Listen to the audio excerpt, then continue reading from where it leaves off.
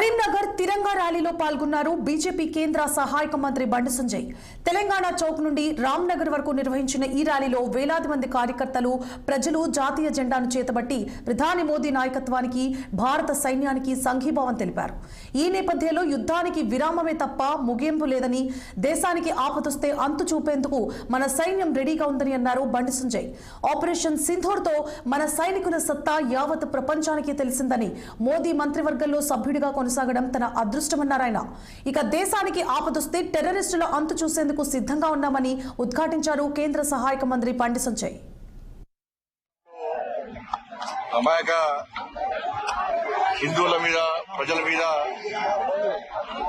టెర్రరిస్టులు జరిపినటువంటి దాడి సందర్భంగా భారత సైన్యం శ్రీ నరేంద్ర మోడీ గారి యొక్క ఆదేశంతో పాకిస్తాన్ లో ఉన్నటువంటి ఉగ్రవాద టెర్రరిస్టు శిబిరాలను ధ్వంసం చేసినటువంటి విషయాన్ని దృష్టిలో ఉంచుకొని భారత సైన్యం యొక్క ఈ ధైర్యాన్ని, సాహసానికి సంఘీభావంగా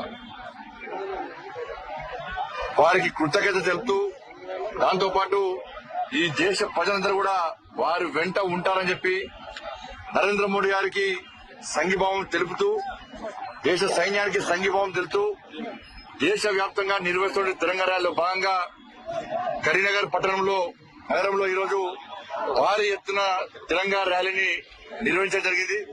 చాలా పెద్ద ఎత్తున యువత, చిన్న పెద్ద తేడా లేకుండా పెద్ద సంఖ్యలో గల జాతీయ జెండాలు చేతబోని భారత్ మాతాకి జై అంటూ, జై శ్రీరామ్ అంటూ నిలదీస్తూ, గర్జిస్తూ, గాండిస్తూ ఈ